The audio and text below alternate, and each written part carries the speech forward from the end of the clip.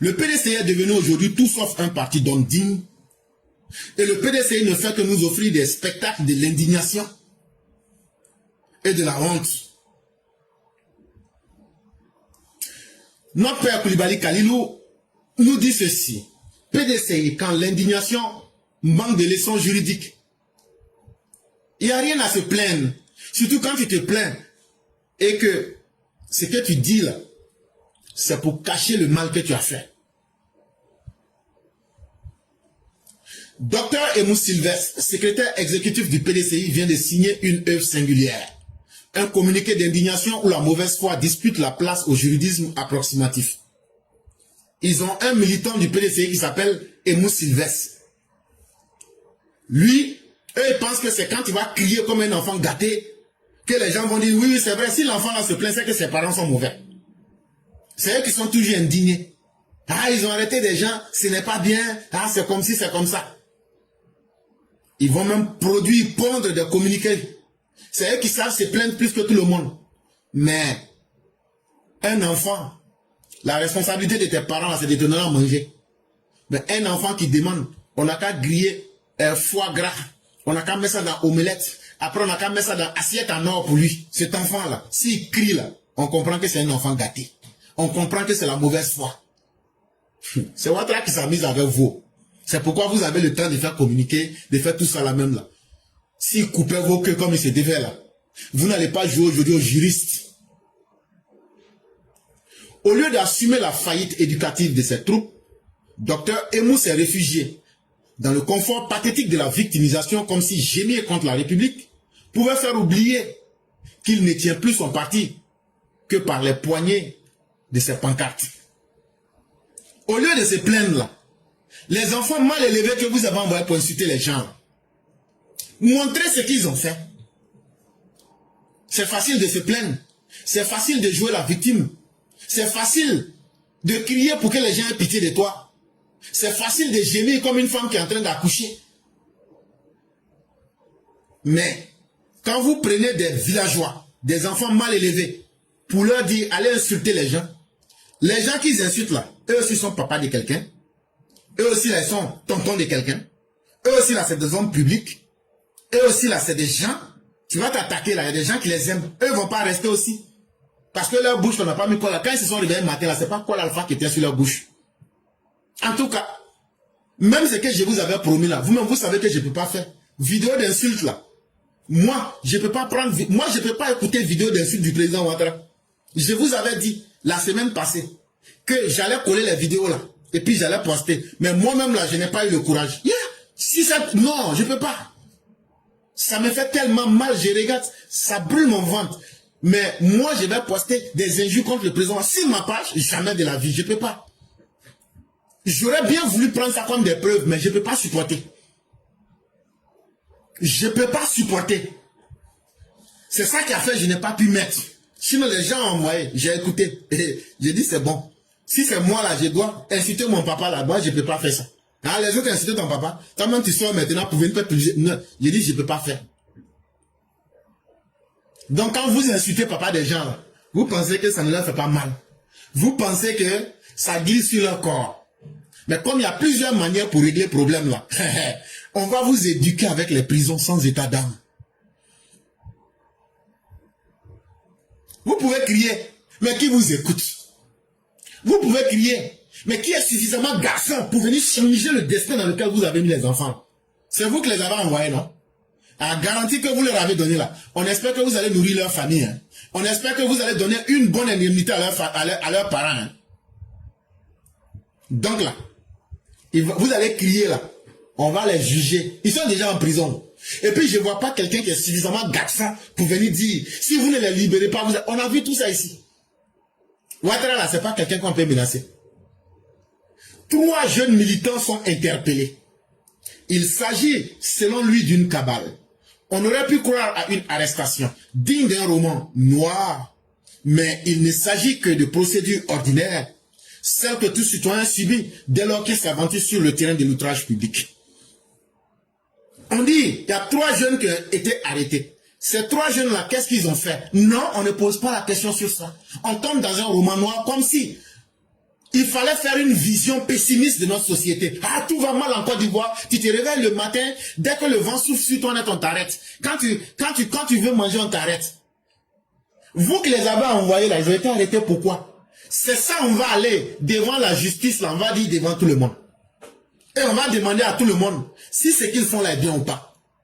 Quand tu t'amuses à utiliser ton droit à la parole pour insulter un homme, ça s'appelle de l'outrage public. Parce que tu l'insultes devant d'autres êtres humains pour essayer de diminuer son humanité, pour essayer de le dévaluer, de le sous-humaniser. C'est très bien. Toi, tu as fini de parler, mais tout ce qui est droit vient aussi avec des devoirs. Donc, vous allez utiliser tous les mots. C'est un complot qui a été fait contre eux. C'est une cabale qui a été fait contre eux. C'est dans un roman noir qu'ils ont été arrêtés. C'est parce que tout va mal en Côte d'Ivoire. C'est parce que vous-même, quand tu envoies quelqu'un, des enfants insulter quelqu'un, c'est parce que le comportement de mal élevé, là, vous le transmettez aux plus jeunes. Et ça, là, l'outrage à l'ordre public, ça se mate. Et ils seront matés par la justice.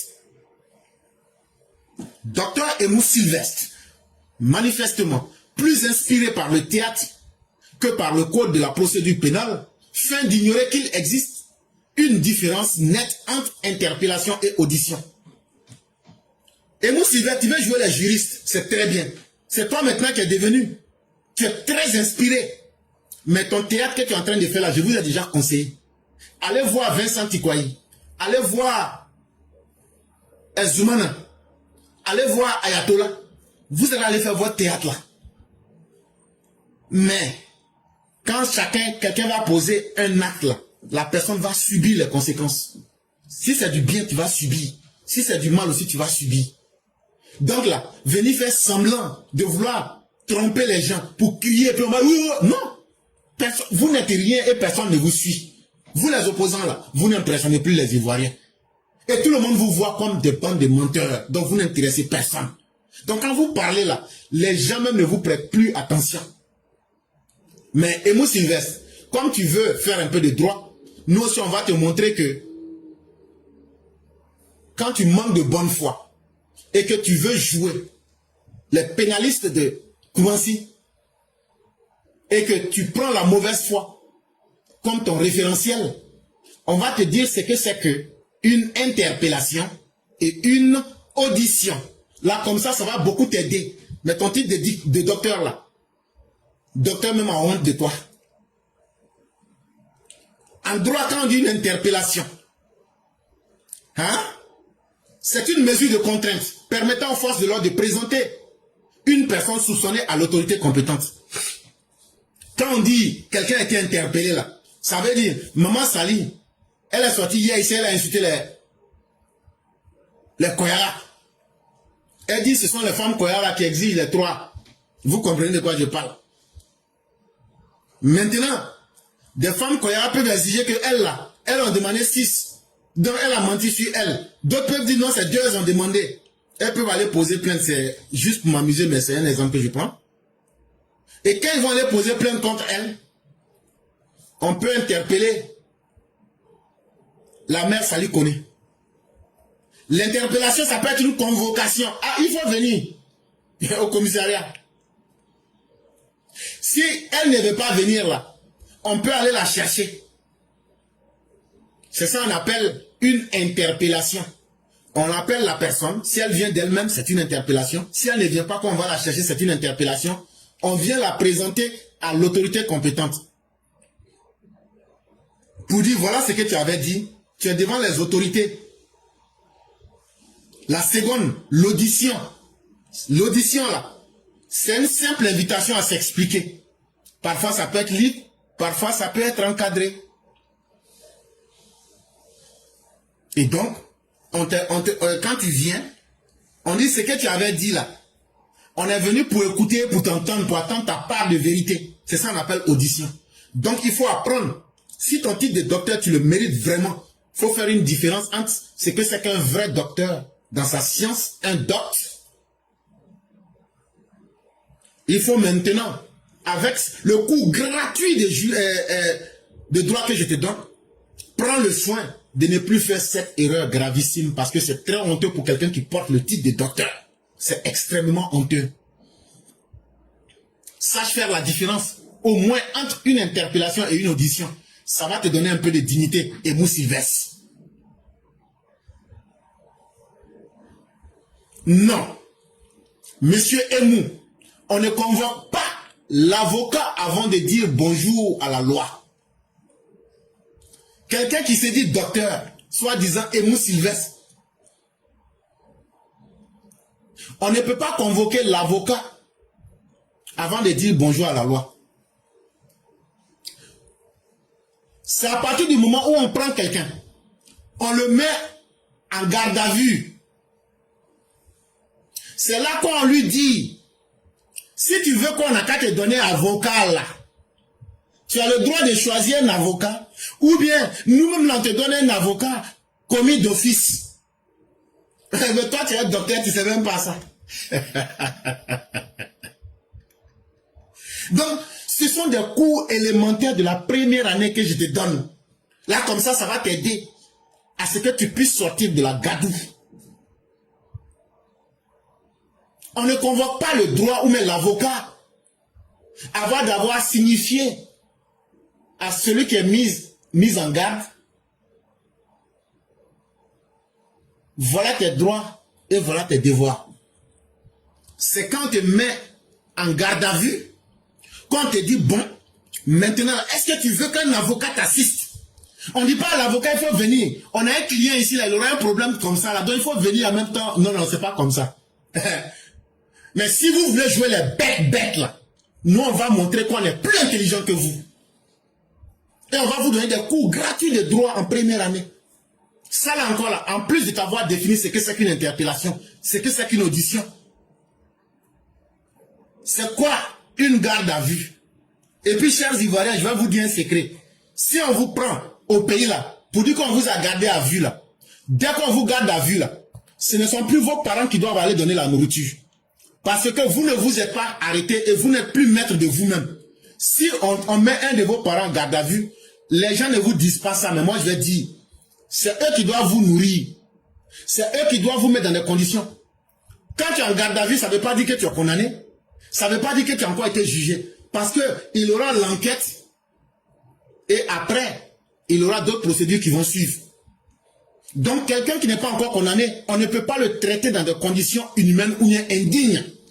Donc, si vous partez quelque part, qu'on vous met, qu'on vous garde à vue, commencez à écrire les plats que vous mangez là. Si c'est rognon, tu manges. Si c'est foie gras, tu manges. Si c'est saumon, tu manges. Il faut faire ton plat, chaque jour, ils vont t'apporter. Ça, c'est le droit. Mais comme beaucoup ne le savent pas, après, tu vois les parents, tu vois les petites marmites qui défilent pour donner à manger à notre enfant. Alors que c'est ceux qui t'ont gardé à vue, c'est eux qui doivent te nourrir. Ça, c'est un passant. Donc là, on peut même pousser loin. Si le détenu, bon, on ne va pas donner certaines choses en public, sinon ça pourrait donner des idées aux malfaiteurs. Donc, une fois que quelqu'un est gardé à vue, la procédure va commencer par une enquête. Ce n'est pas une procédure d'exécution sommaire. Le régime Ouattara, là, eux ne mettent pas balle, ils ne mettent pas plomb dans la tête des gens. On va démêler le faux du vrai. On va voir ce qui est vrai, ce qui est faux pour mettre la vérité devant tout le monde. Vous allez crier, là, on ne va pas les libérer. C'est ce qu'on est en train de vous dire. La loi va suivre son cours. C'est que chacun a fait là. C'est ce que l'on a dit. Que la loi soit impersonnelle. Même nous-mêmes là, militants RDR, si la loi doit nous frapper, que ça nous frappe. Mais il ne faudrait pas que certains bénéficient parce qu'ils sont politiciens. Donc ce n'est pas parce que vous avez crié. Ce modèle-là, on l'a essayé. C'est ce qui est en train de détruire notre pays. On va essayer un nouveau modèle maintenant. Si vous conseillez ces jeunes gens d'adopter des mesures intelligentes, si vous aimez vraiment vos militants qui sont en prison aujourd'hui, avant de crier pour venir hurler à outrance en public là, alors que ça ne va pas aller quelque part là, si vous aimez ces jeunes gens là, rendez-les intelligents comme de la manière éclairée intelligent. Moi-même là, si je suis un soutien du président Ouattara, mais regardez avec combien d'intelligence je mène ce combat. Regardez quand je viens défendre mon leader, regardez les arguments que je place. Est-ce que je suis obligé d'insulter quelqu'un? Quand je viens dire quelque chose là, je lance des défis pour dire que ce que j'ai dit là, venez montrer que c'est faux. C'est ça on appelle une jeunesse intelligente, une personne intelligente. Mais quand tu es soutenu par des idiots, des phénomènes archaïques, des gens que vous pouvez manipuler. Moi-même, là, je suis militant de Ouattara. Mais les gens savent s'ils peuvent me manipuler ou pas. Parce que, quand tu dis que tu aimes quelqu'un là, tu viens avec ton intelligence, ta force pour aider la personne. Ces jeunes gens-là, si vous estimez que toi et moi, Sylvain, tu es un vrai docteur là, tu dois utiliser ton titre de doctorat pour essayer d'aider ces jeunes-là, ces jeunes villageois, incultes là, à devenir intelligents dans le combat politique. Et non à encourager les outrances, l'impolitesse et tout ce qu'il y a de mal élevé en société. Plutôt que de leur expliquer que quand tu prends la parole publique, il y a des limites, vous pensez que c'est en criant que l'État aura peur de vous. Mais l'État là, c'est le niveau le plus fort de notre société. C'est l'État qui peut crier sur vous. Mais comme en Côte d'Ivoire, pendant trop longtemps, on a inversé les valeurs. On pense qu'un individu qui critique, mais qui parle beaucoup, c'est lui qui est plus fort que l'État. Vous allez comprendre maintenant que c'est le Léviathan qui s'est réveillé. Et que plus jamais place ne sera donnée à la distraction. Et vous allez comprendre ça. Quand tu défends des insulteurs publics, quand tu défends des gens qui sont tombés dans l'immoralité de notre société, c'est à croire que tu te comportes comme un stagiaire qui a été mal briefé sur un cas. Tu ne maîtrises pas ton dossier et tu te lances là-dedans. Mais sache qu'en Côte d'Ivoire, là, tout Français ou même bruit que tu es en train de faire, là, il y a une loi qu'on appelle outrage à l'autorité publique. C'est un délit pénal. Ça, il faut que je te le dise. Ce n'est pas un crime civil, c'est un délit pénal. Si chez vous, là, insulter les gens, là, c'est un badge de courage pour montrer que vous êtes des révolutionnaires. Mais la prison aussi pour vous calmer aux frais. Quand vous insultez, là, c'est un badge, non? Ah ouais, lui, c'est un révolutionnaire, lui, il a insulté, non? Il n'y a pas de problème. Nous aussi, on va vous prendre, là. Vous allez aller Nimikaba, là-bas, Guantanamo.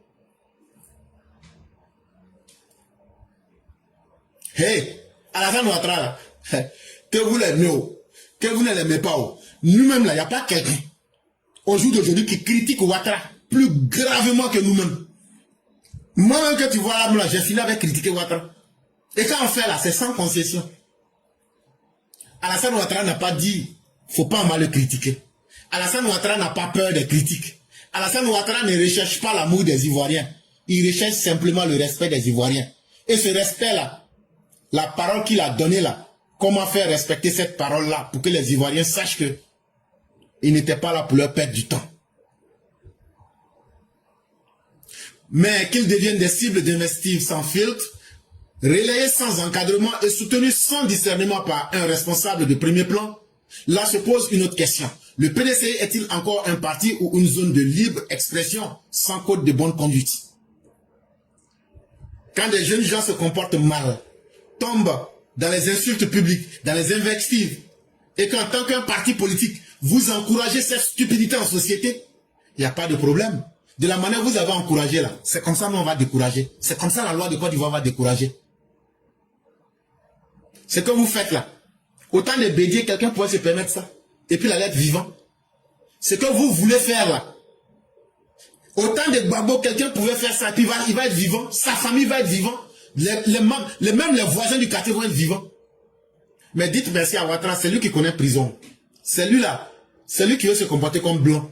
Mais si Ouattara n'était pas entre vous et nous là, vous là, depuis longtemps, là, nous on a fait pour vous. Depuis longtemps là, c'est un vanois. Mais continuez, continuez. On est là, on vous regarde seulement. C'est que Ouattara peut faire prison, là, il va finir avec ça. Mais nous là, on vous attend au tournant. Est-ce qu'un parti politique là, c'est une zone de non-droit? Parce que tu as créé un parti politique, tu dois chaque matin te lever pour insulter papa et puis maman des gens. Et puis toi, on doit te laisser parce que tu es un politicien. En tout cas, on va vous montrer qu'un parti qui fonctionne sans discernement, avec des responsables de premier plan qui sont en train d'encourager l'immoralité, la bêtise, l'impolitesse, on va être vos médicaments.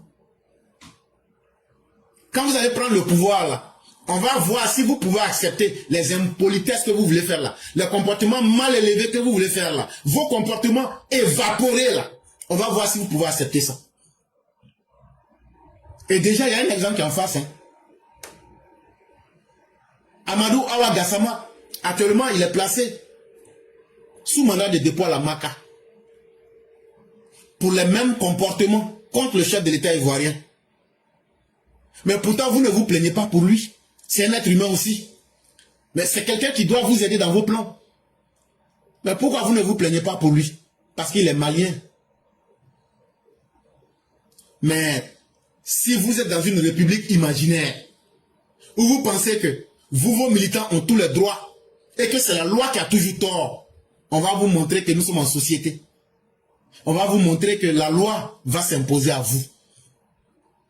Avant de faire des faux raccourcis, en fuyant le mal qui a été fait, pour vouloir crier pour travestir les faits, le PDC doit même se demander, est-ce que lui-même il est en train d'éduquer ses militants? Est-ce que vous n'êtes pas devenu le PDC une machine qui fabrique des mal élevés?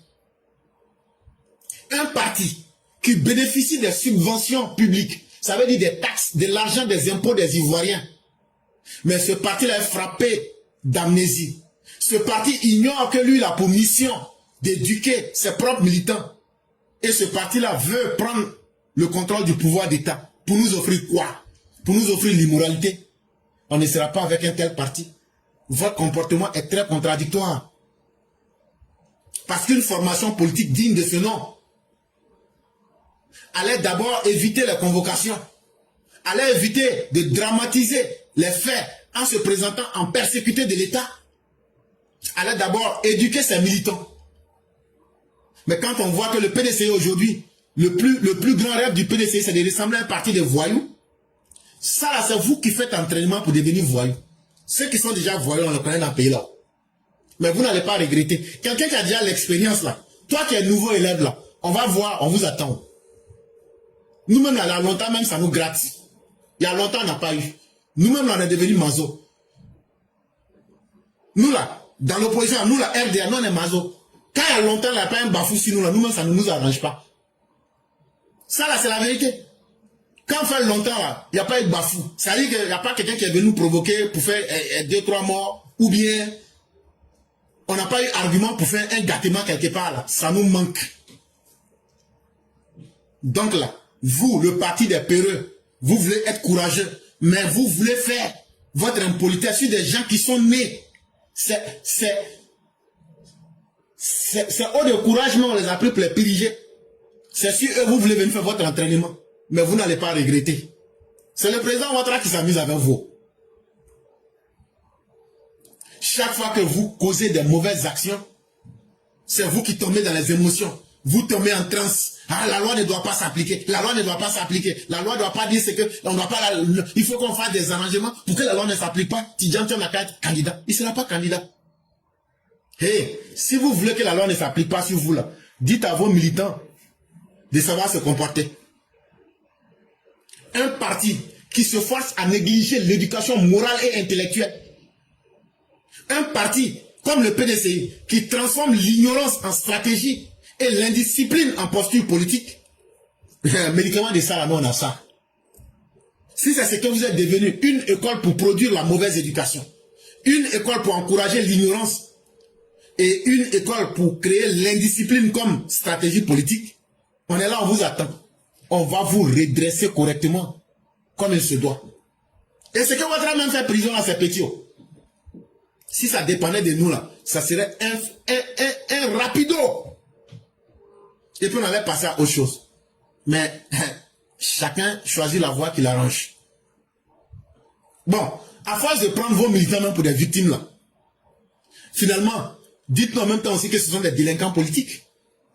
Là comme ça, là, on s'entend très bien. À force de les victimes là, dites aussi qu'en même temps, transformez-les en délinquants politiques. Là comme ça, là, chacun gagne. Puisque la place des délinquants, ce sont les prisons. Eux, vos militants, ils sont en prison. Parce qu'ils sont au même rang que les délinquants. Donc tous les délinquants politiques auront des jours très durs en face d'eux. Et toi, Emou Sylvestre, qui pensais que en faisant ce spectacle honteux là, tu allais pouvoir aider tes partisans là, tu es en train de desservir leur cause. Tu es en train de les mettre dans le pain. Parce que ton mélodrame politique que tu es en train de jouer là, personne ne va te suivre là-dedans. Ni la société ivoirienne, ni la justice ivoirienne, ni la réalité. Un parti politique qui n'arrive pas à éduquer ses militants est simplement une usine qui produit l'ignorance et qui ne fait que produire des individus mal élevés, inaptes à toute vie sociale. Mesdames et messieurs, c'est là que nous nous arrêtons. On va lire l'édito de Mère Blanc et rapidement, le peu de temps restant, on va laisser la parole aux uns aux autres. Bonjour éclaireur pour vérité, bonjour à tous mes condisciples de l'excellente classe éclaireur pour vérité. Mon édito aujourd'hui a pour titre le dictat des hybrides. Si je vous disais Souleymane Traoré, Ziggy Ibrahim, Tidiane Thiam, vous me direz, ah tiens, ce sont 3 Ivoiriens. Bien sûr ils sont tous les 3 Ivoiriens. Mais ils ont aussi une spécificité en commun. Cette particularité qu'ils ont en commun est que dans leurs veines circule du sang étranger. Que ce soit burkinabé, guinéen ou sénégalais. Ce détail, ils le rejettent du revers de la main. Mais seulement, cela est impossible. Ils sont légions, ces Ivoiriens, à moitié. Pour éclairer pour vérité et ses élèves, ces gens sont entièrement ivoiriens. Et un des enseignements chers au cœur de notre éclaireur pour vérité, c'est que la Côte d'Ivoire plurielle est une force et une richesse socio-culturelle pour le pays. Cependant, que penser de ceux-là, ceux qui s'illustrent négativement à travers une violence verbale inouïe, dont le but est de salir notre président de la République, son Excellence Alassane Ouattara? Eh bien, je peux vous le dire, en général, ces gens-là font partie de ces hybrides. Les Ivoiriens au sang d'ailleurs. Quand je vois Ibrahim Ziggy s'indigner en bavant sur le fait que la Côte d'Ivoire souffrirait d'un manque de démocratie, j'ai envie de lui dire qu'il lui reste un second choix. C'est celui d'aller vivre au Burkina Faso, puisqu'il est né d'un père burkinabé. Quant à Tidiane Thiam, il ne s'abstient pas dans ses prises de parole de comparer la Côte d'Ivoire et le Sénégal, alors qu'il est sénégalais. Il est sénégalais, disons-le. C'est le pays de ses parents, de ses 2 parents d'ailleurs. D'ailleurs, son patronyme, Thiam, l'atteste clairement. Quand Tidiane Thiam, dans sa perfidie, n'est pas en train d'œuvrer pour prendre le pouvoir d'État, peu importe les moyens pour y arriver, ce sont des jeunes à la gueule puante qu'il rétribue pour vociférer sur la toile. Et quand ces personnes se font arrêter, il n'hésite pas à les citer nommément en leur promettant son soutien financier. Ah bah, on a fini par comprendre, Tidiane Thiam. Ta stratégie est claire. C'est celle de missionner le maximum de jeunes gens à insulter le président de la République, à manipuler d'autres jeunes comme eux, contre rétribution. Tous les discours de ces jeunes sans ambition te sont donc amputés. Tidiane Thiam, tu en es comptable. C'est cela le dictat des hybrides, des gens venus d'ailleurs, dont les parents sont venus d'ailleurs et qui voudraient s'accaparer de tout. Voilà qui est clair. à nous de le leur faire comprendre pour qu'ils sachent que nous ne sommes pas dupes. Merci et à bientôt. Merci infiniment à Mère Blanc, qui est inscrite totalement dans la thématique et qui nous explique clairement les faits. Les opposants, là, je vous ai dit hier, on a attrapé certains, ils étaient en train de faire achat d'armement. Ils savent que bientôt ils seront arrêtés. Je vous ai parlé du coup d'État que Sorogum est en train d'organiser. Ils ont leur nom dedans. Comme ils savent que les enquêtes sont en train d'aller vers eux, ils ont payé des petits chiens ambulants, des chiens galeux, pour venir hurler sur la toile. Là, comme ça, quand on va les arrêter, ils vont dire, mais regardez, même les gens qui parlent les arrêtent en Côte d'Ivoire. Là, comme ça, quand on va les arrêter, on va dire, non, c'est un abus. Mais ça ne marchera pas. Parce que devant la loi, ce sont les preuves. Et ce sont les faits.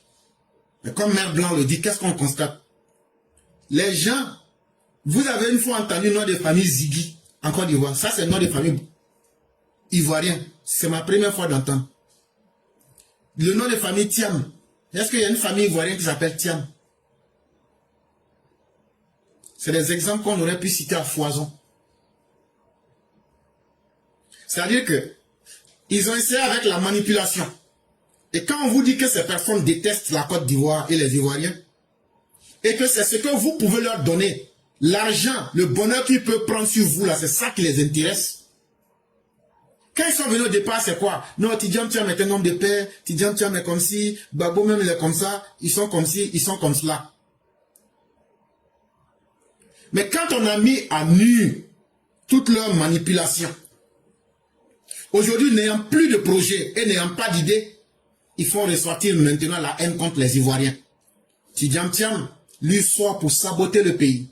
Babo et sa femme Nadi Bamba payent des jeunes rabougris pour s'essayer à tous les cinémas de mauvais goût. Entre-temps, Sorogum, lui doit se charger de l'aspect militaire. Et Blé Goudé, lui doit distraire la masse. Ah non, les gens de Sorogum sont des plaisantins. Et je vois les gens aux esprits faibles du RHDP dire waouh, waouh, Blé Goudé a insulté Soro. Hé hé, amusez-vous. Ils ont partagé les rôles. Blé Goudé là, c'est lui qui est là pour vous distraire. Tantôt il soutient Ouattara, tantôt il soutient l'opposition. Mais regardez les propos de Blé Goudé. Quelqu'un ne peut pas soutenir le Satan et Dieu. Tantôt, quand quelqu'un va se lever contre Ouattara, je serai le premier à m'opposer. Mais tantôt, c'est le même Blé Goudé qui va au Parlement pour insulter Ouattara, au Parlement européen pour insulter Ouattara. Donc, il est où? Il est dans son rôle de distracteur. Il est en train de jouer avec vous. Tidjam Thiam là, comme lui il est encore crédible et puis il connaît comment il va prendre de l'argent quelque part. C'est dans ça lui il est. C'est pourquoi il a eu problème d'argent dans ces 2 jours là. On dit mais tu vas aller faire quoi avec toutes ces sommes là? C'est là ils ont fermé ses comptes. Donc là ils ont bien partagé les rôles. Simone Babo là, elle va continuer à attiser la haine. Et puis elle là, elle va continuer. Comment on appelle là, leur parti là, c'est elle qui s'occupe des soi-disant sociétés civiles, les miliciens. Donc ça là, est-ce que c'est difficile à comprendre? C'est un schéma qui est tellement clair. Chers RDR, RHDP, chers Ivoiriens dignes, on n'a qu'un seul pays. Ça là, si la Côte d'Ivoire brûle là, ça va brûler avec nous les vivants. Et puis aussi les cimetières où nos parents sont là, ils vont tous brûler dedans. Mais des gens comme les Ziggy, des gens comme les Nini, des gens comme les Nyonyo, les gens comme les Thiam, ils vont aller au Burkina. Bon, moi je préfère mourir en exil que d'aller au Burkina Faso. Je vais aller chercher quoi là-bas? Ou au Mali, ou au Niger. Même si on dit qu'il n'y a plus de pays dans le monde là, je vais choisir cimetière. Mais eux là, ils peuvent aller au Burkina. Ils peuvent aller au Sénégal. Si vous ne prenez pas ce détail en compte pour défendre la Côte d'Ivoire et pour vous mettre à jour, pour quitter dans le sentimentalisme, chers parents, vous serez très mal surpris. Parce que ce n'est pas un amusement. Ces hybrides-là, ils n'ont rien à perdre. Et ils ont décidé que c'est leur moment. Et ils feront tout s'ils ne réussissent pas à obtenir ce qu'ils veulent de vous, ils vont détruire et éventrer la Côte d'Ivoire. C'est à vous-même de voir le choix qui vous arrange. Mais en tout cas, nous, on vous aura plus que clairement averti en vous disant en toute sincérité ce que nous pensions pour que vous puissiez comprendre la réalité.